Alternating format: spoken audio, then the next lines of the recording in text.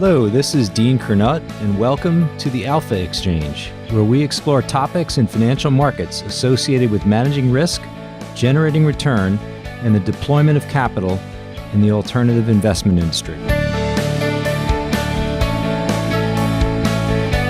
My guest today on the Alpha Exchange is Veneer Bhansali, the founder and CIO of Longtail Alpha.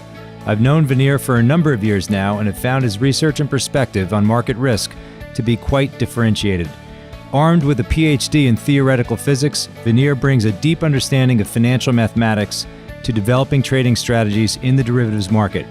At the same time, he's learned real lessons over the years about the inherent uncertainties in markets, the surprise Fed tightening in 1994, and the LTCM meltdown in 1998 were formative experiences for Veneer that now guide a risk philosophy that pays careful attention to the tails.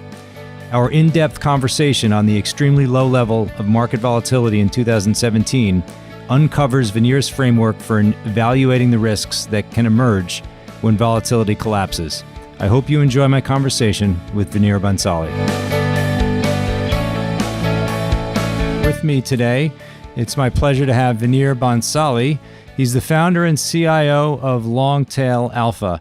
Veneer, welcome to the Alpha Exchange. Thank you very much, Dean. Glad to be here. Yeah, it's great. It's great to have you, certainly at a time when markets are in flux again. You and I talk very much a similar language around volatility. We're coming off a year in 2017 where volatility was at I'd call it almost a 50-year low. And then, of course, we had this big disruption in February, a lot of it centered in the VIX ETP complex. And then more recently, October was a pretty volatile month for the S&P as well. So we'll have a lot to talk about today. As we get started, it'd be great to get a little bit more of your background. You've got a PhD, you've written a number of books, and you started at Salomon Brothers in the early 90s in fixed income arbitrage. Why don't you walk us through the sort of trajectory of your career, both your academic career and also your markets career, and we can discuss how you came about to form Longtail Alpha.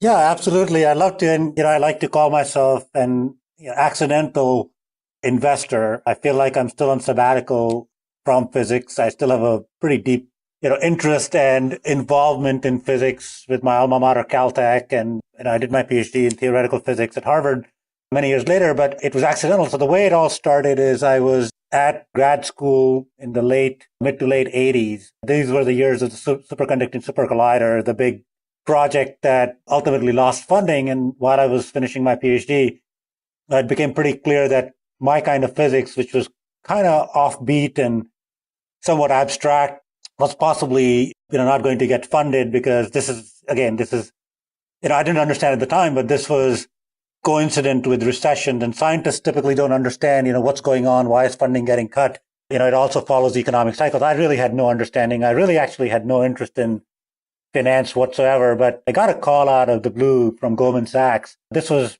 possibly even my third year in grad school, and they wanted to interview physicists. This was the heyday of option pricing and exotic options, and basically exotic options and option pricing is, really just solving differential equations, and physicists basically learn how to do that, when they're very young. So I went into New York. It was a free trip, and I don't think I even cut my hair. I had long hair and I had a beard, and I got interviewed, and I sat across from an elderly gentleman who also told me that, he was a physicist on the trade floor and he was taking notes.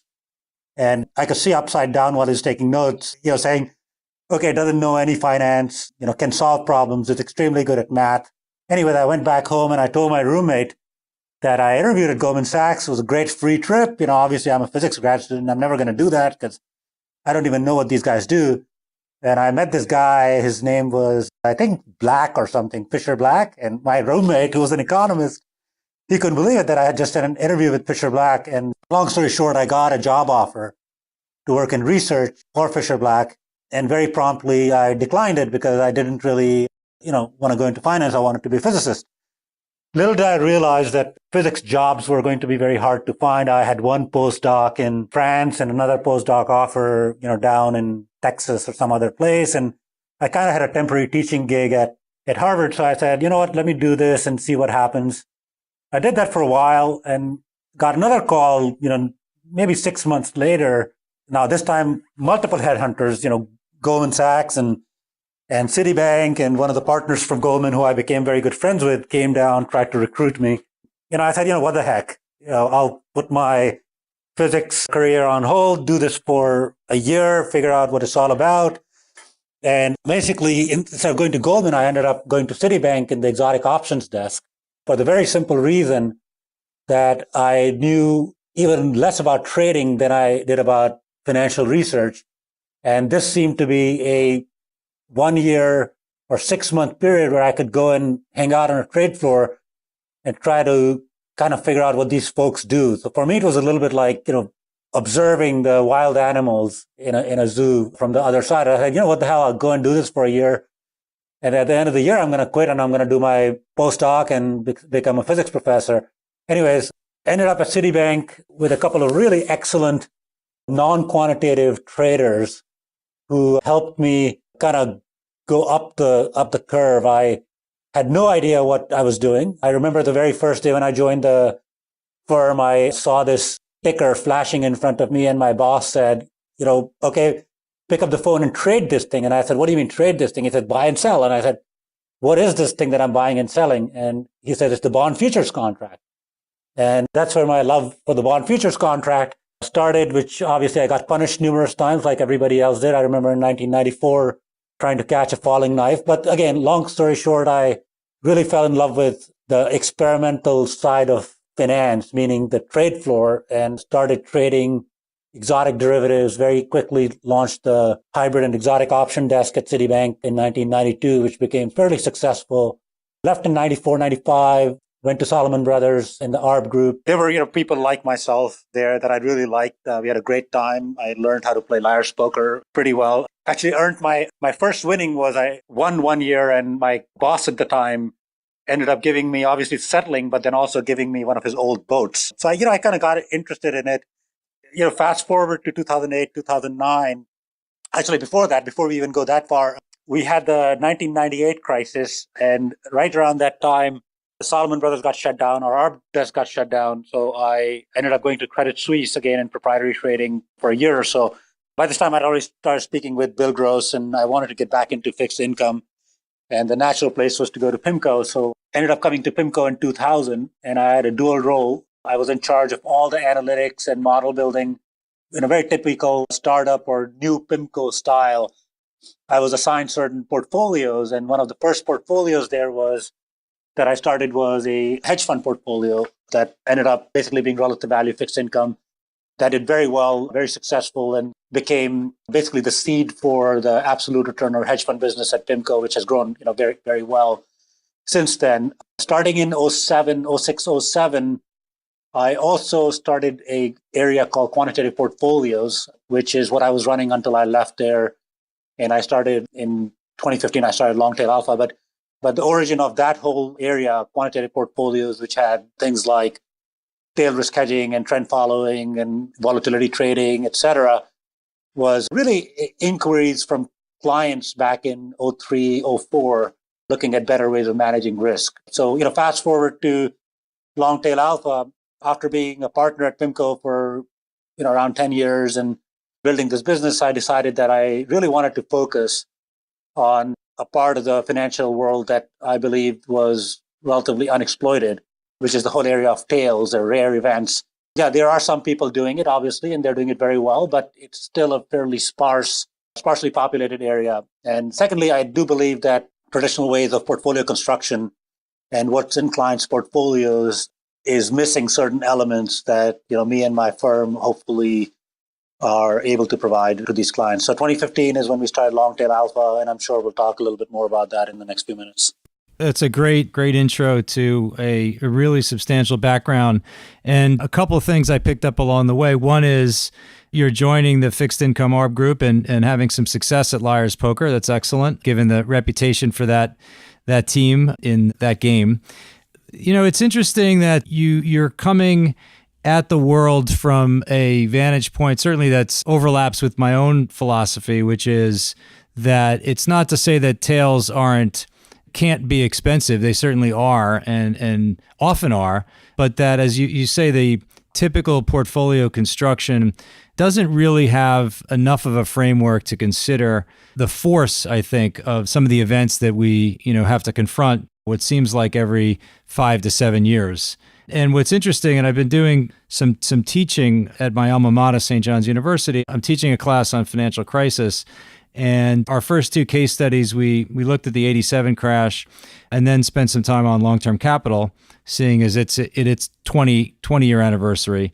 So I think it's interesting, a little ironic that you come at the world from some construction of the value of convexity, the value of long vol. And really, when you look at LTCM and look at the portfolio of quote unquote convergence trades, it's just one huge pile of short vol trade construction stacked upon one another.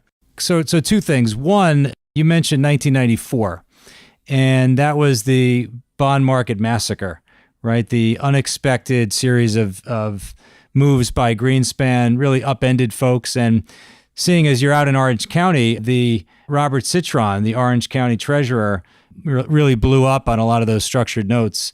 What was that like, the 1994 bond market debacle and sort of the leverage that was tied to the front end of the yield curve?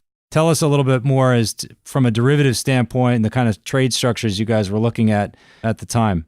Yeah, that's an interesting period. So I'll tell you, that's when I learned some of my most important lessons. As they say in the financial industry, if you get beaten up early enough, it's a very good thing for you because you get cautious and you realize that this is not, an easy thing to succeed at. And you get, your risk management sort of imprints itself on your brain in a very important way, which I think, at least for me so far, and who knows what the future looks like, but so far, has saved my skin in many, many, many different ways. So I'll tell you what happened in 1994. I remember everybody at that time was quite involved with the front end of the yield curve. And I remember one of my bosses came back from a dinner and said he sat at a table of hedge fund managers, and pretty much everybody was long the front end of the yield curve. And this is right before the February-March tightening, the surprise tightening that Greenspan did. So January, pretty much everybody was levered massively long Eurodollar futures contracts. And I've seen this again 3 times in my career, and it happens almost,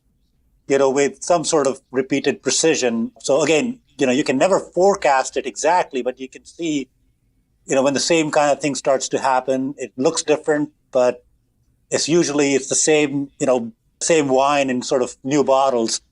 But again, what happened there was people were very long the front end of the yield curve, and structured products were all the rage because everybody was trying to get yield.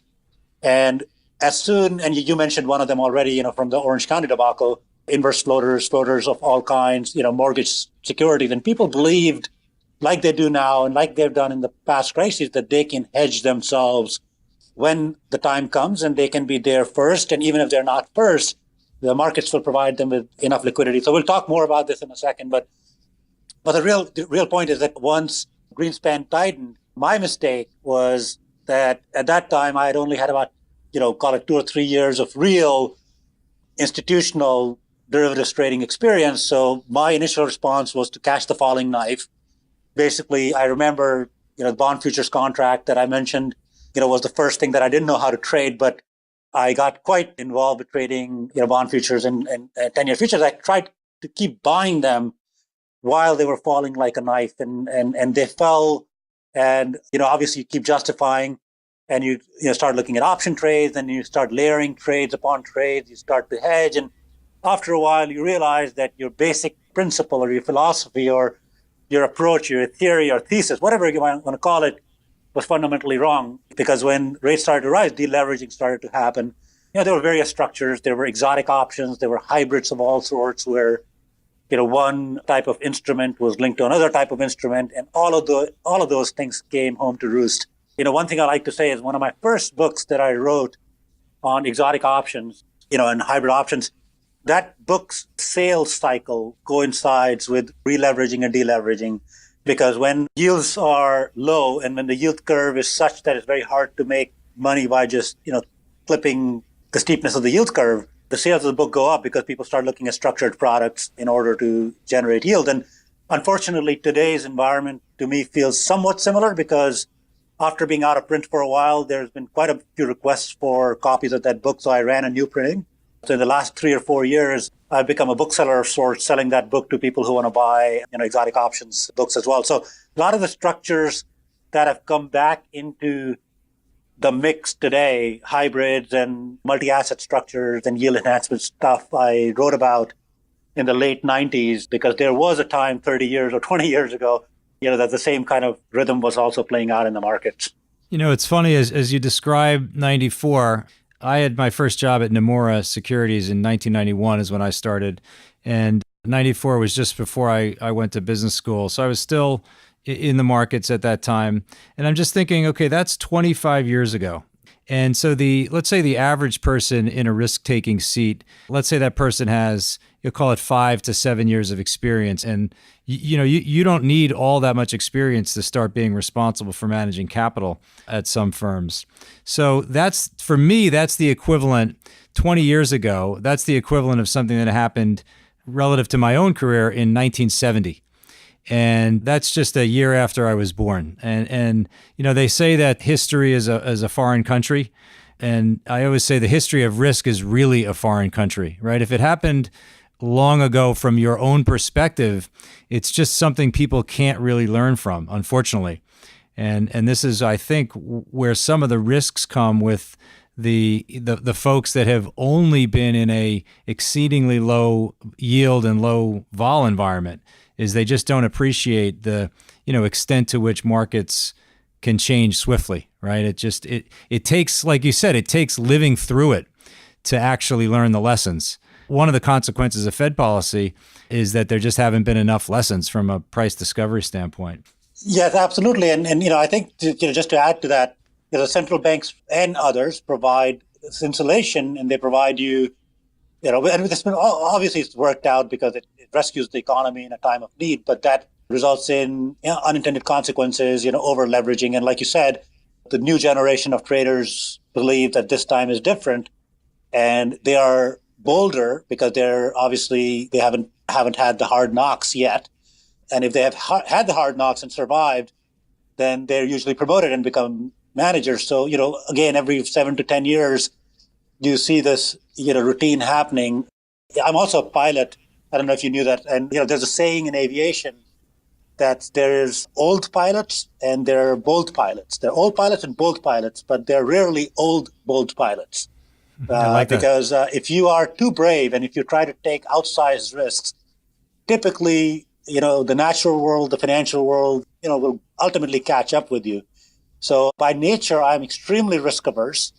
It's a little bit like that chicken that sees, once it hatched, whatever animal is, walking past it, thinks of itself as its mom or dad. It's very similar for me because very early on, I saw what it means to get caught up in a deleveraging cycle and how illiquid things can get.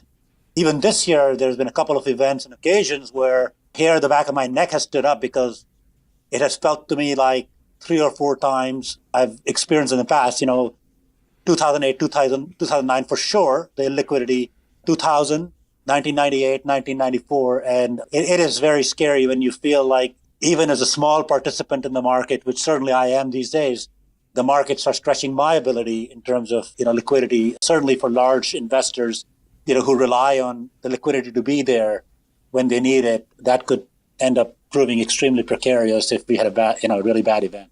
What was for you 1998 like in terms of the Russia default and then the LTCM portfolio really becoming kind of central to the market risk dynamic? What were you responsible for at the time from a risk standpoint, and what from that period? I sort of liken that period to something like July 98 to October, November 98 is when they arrested the systemic risk that resulted from the portfolio. That's when the long-term capital oversight committee came in. What lessons did that period impart upon you? So that's a great year in my life from the point of view of learning. Wasn't such a great year in terms of stability of career, but right. I remember starting early 1998 at Salomon Brothers. Things were pretty good. And in the ARB group, obviously it was, call it, 12 or 13 people, very smart, all of whom I'm very good friends with still, running fairly large positions, big balance sheet, that obviously started to go south. And this is around the time that Salomon Brothers and Travelers merged, and Travelers wasn't able to take the volatility of the ARB book. And, that's the time one day, we came into work and we were all told we were fired. And I was one of the people who was told that, the ARB desk is shut down. Fortunately, I'd already been in the industry for 30, I was about 33, 34 years old, but I'd been in the industry for about, call it 7 or 8 years. So I didn't have to scramble to go get a job, and I wasn't really sure what I wanted to do. So I kind of ended up spending most of the summer on my boat while trying to figure out the boat that I won at Liar's Poker, which I had to learn how to basically figure out how to drive it after causing a little bit of damage to other boats in the marina. But I think we call that physical settlement, taking delivery. Exactly, that's right. So I took delivery of the boat, but I didn't quite realize how to back it. So I had a couple of issues trying to back it into the little slip on the Hudson River. But, finally I figured it out. And, as a experimenter at heart, I finally got pretty good at it. But I spent, basically the whole summer plotting my, next plan. I really wanted to end up at PIMCO, which I ultimately did. But in the meantime, it looked like things were unraveling. I have one interesting anecdote from them. Because I was a Salomon Brothers ARB desk alum, as soon as I kind of came on market, I got a number of offers from all the other ARB people. I won't name names, obviously, but all the 4 or 5 other big ones who were waiting on the sidelines to basically hire all the talents from Sali. And I interviewed with, I think, or at least had phone calls with 3 or 4 of them. I mean, all the large ones that you would name. And within a period of 3 months, while I was on my boat, all 3 of them, the jobs basically disappeared. And I knew at that time that something was going on. Little did I realize that, this was a time of crowded trades and everybody else had the same trades on that Solomon did. So not a surprise that, the domino effect came into play and pretty much everybody lost a lot of money. And ultimately that resulted in the demise of LTCM. My job at that time at Solomon was running the municipal arbitrage portfolio, basically buying municipal bonds and hedging them and doing some foreign exchange arb. And very quickly I realized that there was going to be a fire sale. So instead of waiting for a while to, come to my next job out on the West Coast, I thought I have to kind of get, something going relatively quickly so I can be there to take advantage of liquidation. And that's ultimately what ended up happening. That's what led me to Credit Suisse for a year, where I was in charge of basically setting up a brand new municipal arbitrage business, which, ended up doing fairly well. And then there came a time where, the PIMCO thing happened, and basically Bill Gross and the team were the legends to me. After Salomon Brothers fixed income, if there was one place to go to continue trading bonds, it was going to PIMCO. And I kind of ended up at PIMCO in 2000. Back to LTCM for a little bit more of your own insights, because you use the term crowded trades. And I think this is a kind of holy grail concept. Of course, it's elusive in a lot of ways to really truly know the degree to which a trade is crowded. We look at futures data and we can track ETF flows and options data, but it's pretty imperfect when you add it all up with the OTC data of trades that we don't see. But with LTCM, one of the quotes that really stuck with me was one, I think it was Hillebrand made the comment that suddenly Danish mortgages were acting increasingly correlated to swap spreads and risk arb. And they just had this what's going on here type of reaction, with the sense that these things really shouldn't be correlated. And I think what they really tragically failed to realize is that the size of that portfolio itself became the centerpiece of market risk. And there's this quote from Victor Hagani, who said something like he was distinguishing hurricane insurance from financial market insurance. And I've used this a million times, but he basically says that if more hurricane insurance is written into the market, it doesn't make the act of Mother Nature more or less likely. But with financial insurance, i.e. short vol, it itself becomes a part of the risk equation. Ironic to realize that late, obviously, but I think what I see in a lot of your work is this notion of vol as a part of the climate of risk, not just a trade, but a risk factor in terms of introducing some vulnerability. And so, maybe just as you think about the term shadow financial insurance, you've written a great paper here. Was this published was it Journal of? It's actually the Financial Analyst Journal. Right. That's FAJ.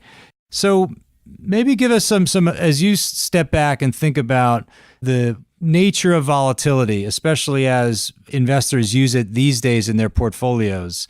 Why don't you give us an overview of some of the work that you've done there and just how you've arrived at this framework?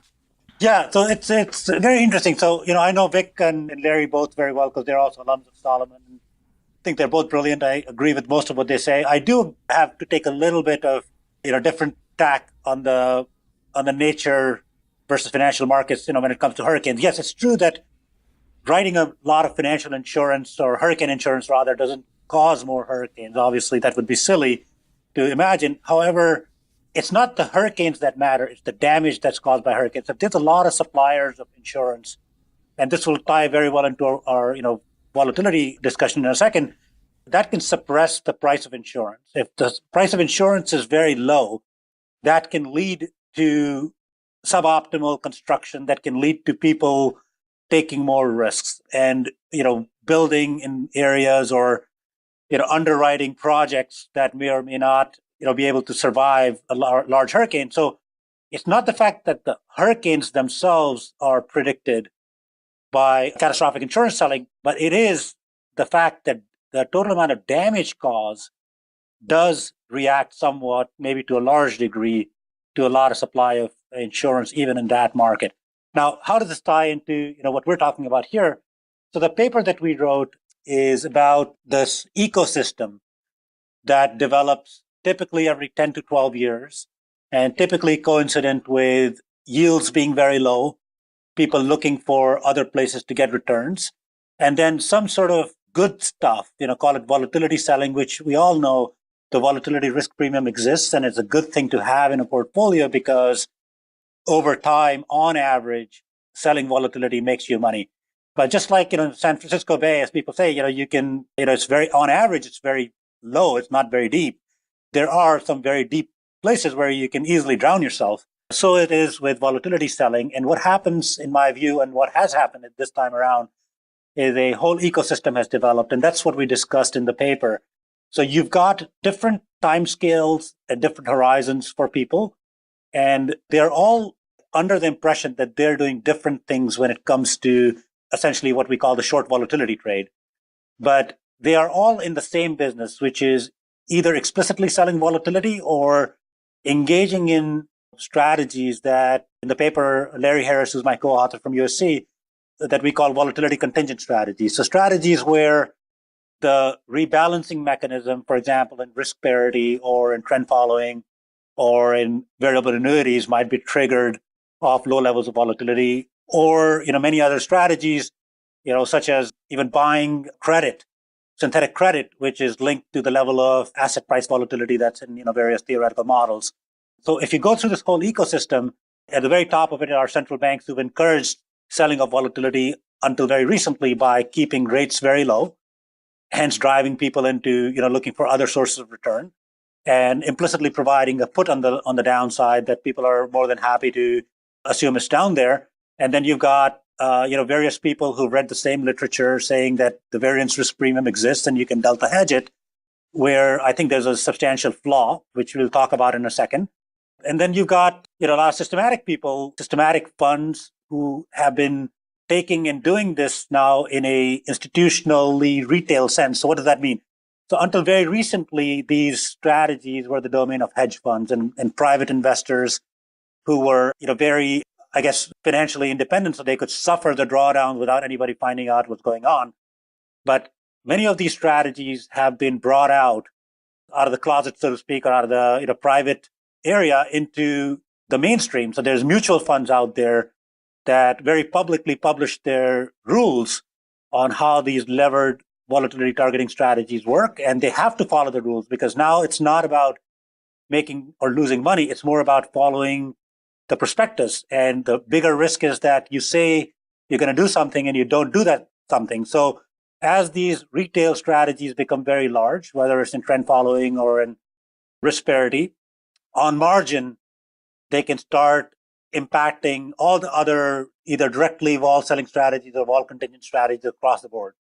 And the fear, as we wrote in the paper, is that this can trigger a cascade. In the world of physics, we call it scale invariance. So you start at the very low level or, at the high frequency level, that goes up into, the XIVs of the world that, we saw in February, which are explicit strategies where there's explicit retail driven deleveraging. That filters up to, trend following, risk parity, volatility harvesting strategy, risk premium, annuities, and then up the curve all the way into the deep pocketed vol sellers who are probably not going to flinch. They're probably not going to go out and start buying volatility because it's not economically sensible for them to do that. But even if they quit selling volatility or they just back off for a second, then that could cause this cascade to, have very significant impact in the markets. And I think we saw the first round of that in February, and then we just saw the second round of that in October. To me, it doesn't feel like it's done yet. To me, it seems like, this has to resolve itself before volatility selling becomes attractive again relative to, where ultimately yield levels are going. You make some great points there, and in your paper in the FAJ, what I think is very helpful is this, as you describe it, ecosystem of strategies. And I think one of the important points here is what is the respective reaction functions of each participant, and where there's a very limited degree of flexibility on the reaction function, that's where you potentially get into trouble, right? And so folks would distinguish, for example, the vol control segment, which has limited scope for flexibility, from maybe overwriters, right? But buy the stock and sell an upside call. That vol seller, you tell me if you would agree with this or not, that vol seller seems to be almost a vol provider, almost a source of stability, because that investor, by selling the upside call, is kind of providing bullets, so to speak, from a gamma positioning in the portfolio to investors like the street, the liquidity providers. Do you have an opinion on the view that it's not just whether vol is sold or bought, but it's just what people do with it and how they react contingently on what happens in the markets? Absolutely, yeah. So that's a very important distinction to make. So volatility in itself is not bad. Volatility selling in itself is obviously not bad because it's just a risk transfer mechanism, like you just mentioned, from certain investors to other investors. Now, the trouble is there's a twofold problem that can emerge. One is when people start extrapolating the locally stabilizing activity to a globally stabilizing activity, which, markets can't clear if everybody becomes a vol seller. And so the risk is if you combine this local stability with global instability, at the same time with excessive leverage in the system where there are certain weak hands that have to lever. And this is the important distinction I make between volatility and tail risk. So volatility is basically standard deviation or sigma or, local stability. And the picture and the cartoon that I've used various times in presentations and so on, is the sombrero or, the Mexican hat. And you think about a little ball oscillating at the top of that Mexican hat. And as long as it's oscillating and people get conditioned to delta hedging, and managing your risks around that little local stability at the top of the hat, things look okay and you're harvesting the vol premium. The risk is, and we described this more in the FAJ papers as well, is that the whole system gets over levered to this local vol selling and local hedging, that they lose sight of the fact that options gamma can explode, as markets go up. And the lower you're starting from, the more explosive the gamma is. The rate of change of gamma is very, very fast when you're starting from low levels. And, option prices can quadruple, even go tenfold or 15-fold like we saw in 2007, 2008. And more importantly for people, it's not just the prices, it's the sensitivity. The Greeks, they start exploding as the market starts to come out of that local equilibrium, out of that top of the Mexican hat into the brim, which is another local equilibrium. So people in physics, use a physics analogy. This is something that's called spontaneous symmetry breaking.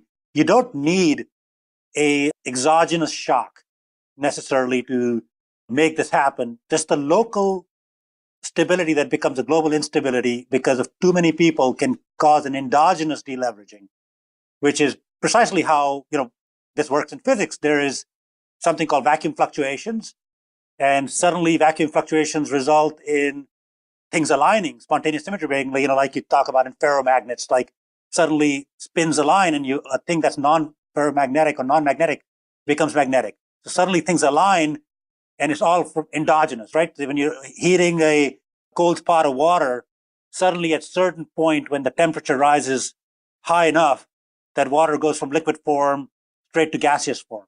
And you can say in retrospect, oh, it was the heat. And you can say, in retrospect, something happened or it was the Fed. But it's really the endogenous effects, which is something that, people need to pay attention to. How many people are doing it? What is their position? How weak are they in terms of how they hedge?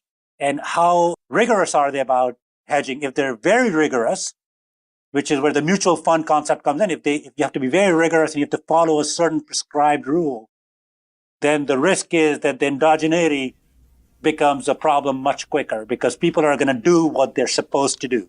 And that's unfortunately, I think what happened in February of this year. And what you describe, and I really see so much of this is so relevant to the unique experience of 2017. It's sort of a tail event of low realized vol. When implied vol and option prices get low enough, and as you say, there are a lot of folks that are just solving for some income generation level, and that's a static assumption. We know the challenges that pensions and other investors have in keeping up with targets in this incredibly low yield environment. And so if the straddle is effectively your coupon generating instrument, you just have to sell more and more as vol gets crunched lower and lower. And to me, it's exactly as you've said, it's fortifying the street with ever more gamma, but the gamma is very, very localized. And when the guardrails are tripped and you get outside of them, I think that's where you start to see the potential for disorder, at least. I forgot to mention one other thing that is actually relevant. So I did mention the local versus global and deleveraging. And the third thing I should highlight there, Dean, which I think you just reminded me or jogged my thinking on this, is the ability of people to hedge. So, one of the most used instruments in the market that people use to hedge a lot of these strategies locally, at least, are the E-mini futures contracts. The S&P small futures contracts that are very, very liquid. I mean, they're massively traded and the liquidity on them is almost taken as gospel truth. And unfortunately, what we have seen in February and, in the last few weeks in October is that on the downside, when there's clear signals that hedgers are coming in to hedge or somebody's trying to rebalance, the market basically, the liquidity evaporates. And again, this is part of that ecosystem also, 10 or 15 or 20 years ago, there were humans making markets predominantly. Today, predominantly,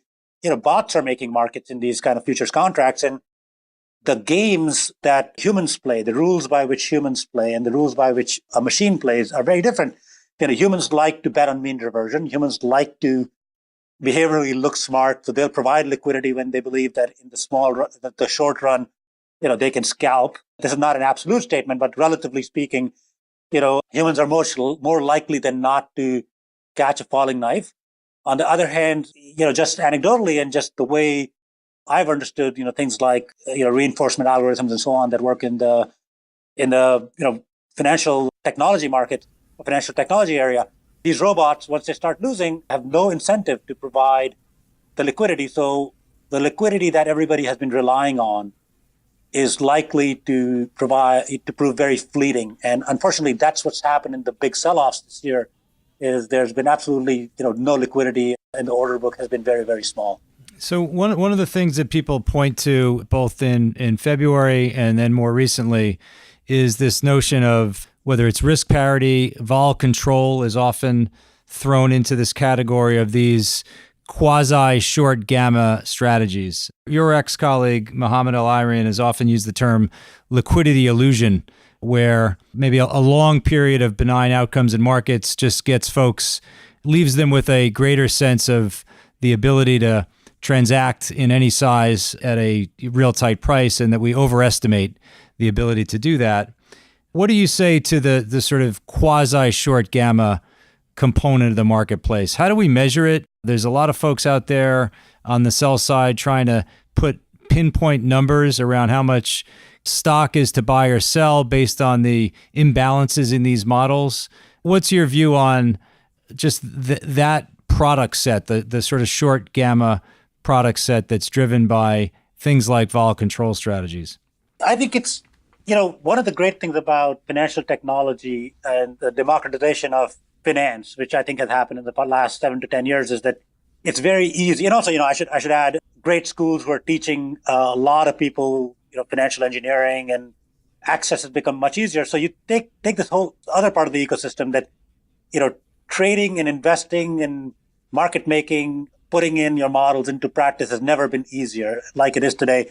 It's not just what we see, with our naked eye, all the people who are doing it explicitly as institutions, but also all the do it yourself, the Home Depot version of, vol control and risk parity and trend following, that literally these days, anybody with a master's in finance degree can come out and basically implement. It's very easy. I mean, it probably takes a couple of weeks to, get yourself up and running. So I think if you count all of those, and I put them in the ecosystem as well, I think the short gamma complex is much larger than we give it credit for, because, it's not just in XIV, et cetera, where obviously we saw in February, March, there was a lot of retail interest in it, and there were blogs about it. And what doesn't kill you, like they say, emboldens you or makes you even braver. And that's, I think, unfortunately, what happened subsequent to February, March, is that people who were on the sidelines and who managed to survive, with part of their capital intact in February or March, actually came in spades and actually doubled down or maybe increased the position. So I think the short gamma complex is actually pretty substantial and quite large in the market. And I don't think we've quite seen the unwind of it yet. And hopefully we won't. Hopefully people will say, look, this is not a game that you want to play at the cost of a lot of capital loss. So maybe people will just, quit playing the game or de-lever a little bit in advance, and everything will be great. And financial markets will, not have another big fit. But unfortunately, I think the way things are looking to me is that not getting hurt very badly actually emboldens people. And I think we're likely to see more of it than less. And Veneer, when you think about the short vol complex, is that strictly a global equities phenomenon? Can you make a similar argument around FX carry, or obviously rate vol has been purposefully suppressed for years by central banks? Are there folks leaning on that to try to generate a little bit of carry? And is there a similar, at least potential reaction function all the same way at the same time? How do you look at the other asset classes? Yeah, so this is a great question. So, we've been doing this, and I remember, going back to, I guess the early 2000s when I was at PIMCO, one of the ways, and it's no secret, Bill has written about it and others have written about it, Bill Grostad, is, one of the ways money managers and deep-pocketed investors like PIMCO and even sovereign wealth funds, et cetera, make long-term endowments, so to speak, make their long-term returns is by selling volatility. And, you can think of this as, roughly speaking, selling insurance, selling financial insurance. And, we've had many, many periods in which selling financial insurance has been very, very profitable. But then you can take it to the next part of the logic, so to speak, which is, okay, so if you are thinking of yourself as an insurer who is selling insurance, why should you be a monoline insurance? Meaning, why should you only sell it in one market? Because isn't diversification good? If you can make money by selling insurance in one market, then you should be selling insurance in 5 different markets, and they'll diversify. So you have a diversified insurance or reinsurance portfolio. So, and that logic is very, very tempting. And so, unfortunately, I was part of educating people about that in the early 2000s. And like all good things, it can be taken to its logical extreme when yields are very low and people start levering. So what has happened indeed is that people have taken vol selling strategies from just equities into other things, into interest rates, into FX, into commodities, into the VIX futures contracts.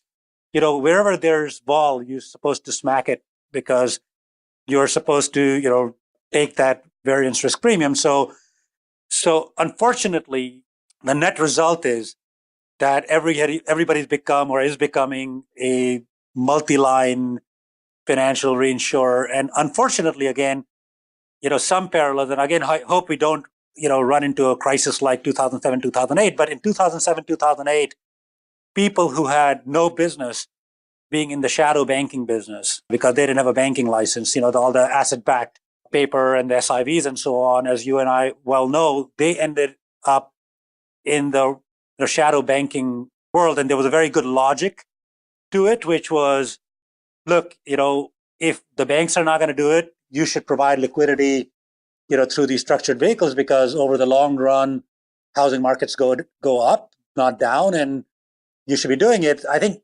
unfortunately, some similar logic is in play today, where instead of shadow banks, you've got shadow financial insurance. Again, you don't need a license to be a shadow financial reinsurer, because you can just go into the derivatives market and create shadow financial reinsurance.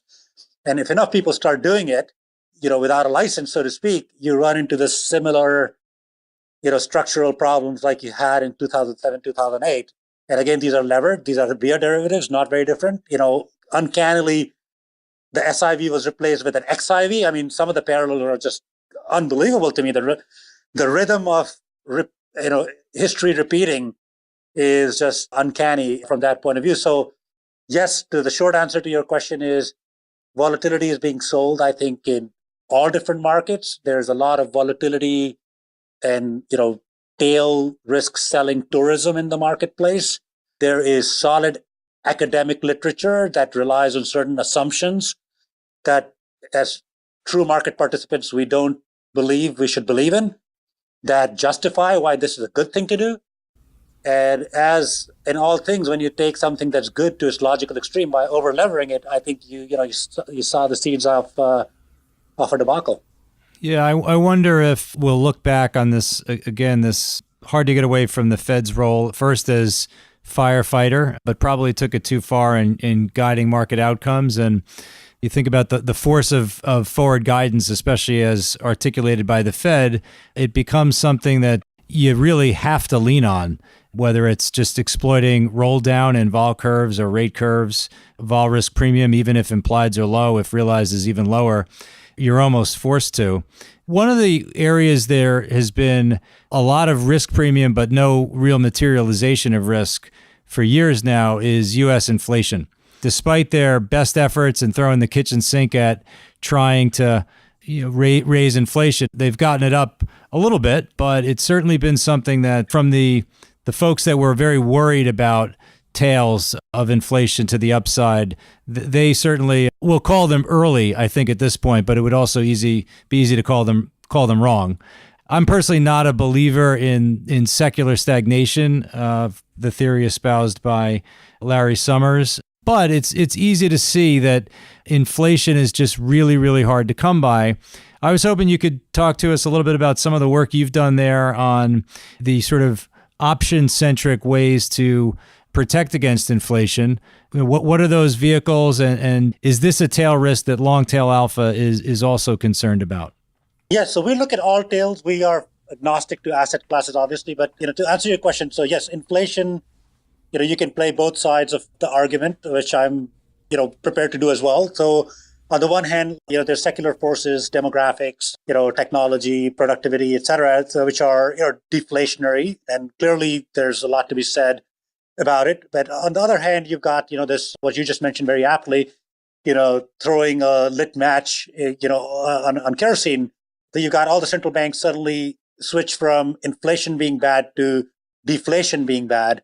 So you've got easing, you've got negative yields, for that's the most incredible thing in my whole life that I've ever seen in the financial markets is the fact that even though European inflation is running at call it between 1% and 2%, depending on how you look at it, you've got negative yields in most of Europe, where you are supposed to give them money and for certain lose it for the privilege of holding their bonds. So clearly the central banks have bought into this whole idea that inflation is good and rising inflation is good for everybody. And I think the risk here is that they lose the anchor, so to speak, the credibility. And I think that's what's keeping the market somewhat controlled and inflation not going up, is because expectations are that central banks are still credible and they're going to come in and they're going to stamp out any incipient growth in inflation very quickly so that there is no inflation.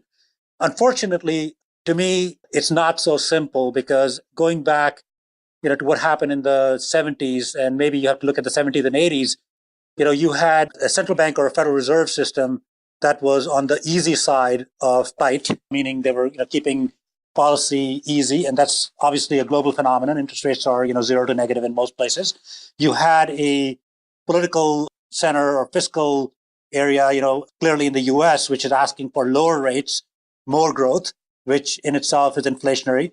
And, I'm not calling for a very large raise in inflation, but if inflation were to come back, it would wreak havoc on many different asset classes, certainly fixed income, but also on equities, on various other structured strategies that we just talked about in volatility, because ultimately the discount factor determines the NPV of all asset prices. And if inflation were to rise, suddenly yields would go up, risk premiums would go up, and the discount factor would fall, dragging down in a correlated way the prices of all assets. And that's not my central case forecast, but unfortunately, people don't like to buy hedges when they're incredibly cheap. So one of the cheapest sources of volatility in the markets right now, or cheapest places to hedge risk, is in the interest rate markets. And rate volatility by any measure is at, call it, between the bottom 10th to 20th percentile of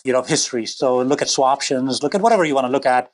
And we do believe that if in a portfolio there's any risk that a sharp rise in inflation could result in a substantial sell-off, you don't even have to look at fancy strategies, for example, tips break-evens, and perhaps inflation caps and floors, which are quite custom and not very liquid. The first thing you want to set your sight on is, how do I hedge duration? How do I hedge the shape of the curve risk? And today, the market is providing you with ample opportunity, not unlike 2017, where equity volatility was so low that you could have hedged, at VIX at 9 or 9.5. Today, fixed income is giving you the same opportunity. But unfortunately, I've seen this too many times in my career, and I'm seeing it again. People don't like to buy insurance when it is optimal to do it.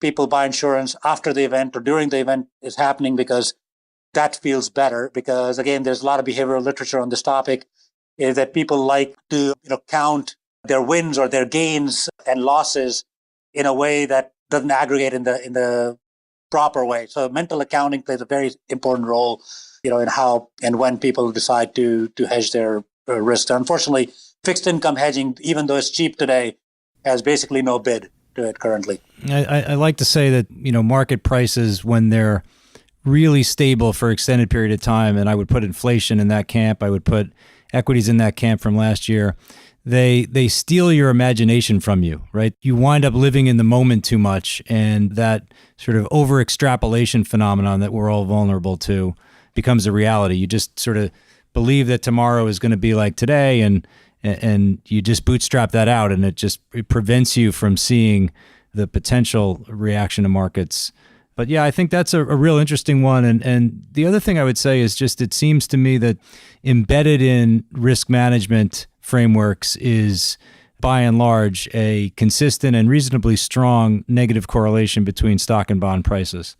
And I agree, it's not my base case either, but boy, an unwelcome and speedy rise in bond yields, perhaps it's unexpected inflation that does it, that would, as you say, wreak havoc, I think, on so many strategies. When your hedge itself, the duration becomes part of the problem, I think in some ways all bets are off. Well, listen, this has been a fascinating conversation, really, really informative. I'm really glad we had the opportunity to do it. I wanted to ask you a couple of questions just about you personally. First, your experience running ultra marathons. Tell us a little bit more about what you've done there. Yeah, so that's one of those physical things that became a mental thing. So I have always been, fairly athletic, and I always been doing something. I used to play a lot of tennis, and then I found that I was more interested in going on longer runs where I could think and clear my head. It's like my time to do shelving of all the ideas that are floating around in my mind. And I say that's the time when I actually do my real work. And then when I'm on the desk, I'm basically implementing my real work. So runs became longer and longer, and I moved from roads to trails. And then about 10 or 12 years ago, I realized that I was not the only idiot out there doing this. There was actually quite a few other people who were doing similar things. So I made some really good friends. And it turns out many of them are professionals like myself. Many of them, turns out, are scientists or engineers or businessman. So I got into the whole community of ultra running and ran my very first ultra a little over 10 years ago, and basically got hooked by, there's another story there. I twisted my ankle, broke my ankle, and I finished, and it was mile 3, and I ended up finishing right towards the end of the pack with essentially a broken ankle. And I realized that I had a pretty high pain threshold. So started doing longer and longer races. I've done the Western States Endurance Run now 6 times, finished 5 times, and earned my silver buckle, which is a sub 24 finished a few years ago, which was probably the hardest thing that I've ever done, because I'm basically, you can think of me as a Volkswagen or a Hyundai trying to run with others who've got Porsche engines. And I've kind of trained pretty hard to get to that level. And I'm very proud of being able to do that. So I've done the Western States about 6 times, the Ultra Trail du Mont Blanc, which is around the Alps. Once, that was the longest one I've done. How long was that? That's 105 odd miles, but it's about 30,000 feet of climbing in the Alps. And it was 2 nights of not sleeping. So 44 hours of pretty incredible stuff. And I just finished Angel's Crest 100 about 3 months ago, and happy to report that even as I'm getting older, I'm still getting personal records. So I'm getting better. So the pact with myself, with my wife, is that as long as I'm getting older and not getting hurt and getting better, I'll keep doing it. The point comes when I'm getting hurt, I'll probably stop. That's great. That's really cool. And then I saw you're on the investment committee of Margaret Cargill Philanthropies. How did you get involved, and what does the organization do? So they're a philanthropic organization. They like to be very quiet about what they do, but they're quite important. And I probably shouldn't speak much about philanthropy. They're one of the largest philanthropies in the country, funded from the estate of Margaret Cargill. I knew the chief investment officer there, Sean Wishmeyer, and he asked me to come on his investment committee. I got interviewed by the whole board, and they asked me last year to join them and basically become an advisor of sorts on their asset allocation and convexity-related strategies. So we meet 4 times a year and have frequent projects. They're an incredibly sophisticated group of investors, very smart, and I'm just very happy to be part of the whole team there. Well, it's great to be able to apply your craft of understanding risk to a philanthropic organization, because, of course, protecting the money that's been raised, the endowment, is a critical part of what makes the organization continue to be able to give back and impact society. So that's very cool. I'm assuming you've steered them away from the XIV. That was probably project number 1. Yes. I don't think I had to do that because they're pretty cognizant of it themselves. And we have numerous conversations about those topics. They have not made any such mistakes, thankfully. That's great. That's great. Well, Veneer, this has been awesome. I really appreciate your time. Veneer Bhansali is the founder and CIO of Longtail Alpha. Veneer, thanks again. Thank you very much, Dean, and I look forward to continuing to read your stuff, and thank you for keeping the great work going at your organization. You've been listening to the Alpha Exchange. If you've enjoyed the show, please do tell a friend. And before we leave, I wanted to invite you to drop us some feedback, as we aim to utilize these conversations to contribute to the investment community's understanding of risk. Your input is valuable and provides direction on where we should focus. Please email us at feedback@alphaexchangepodcast.com.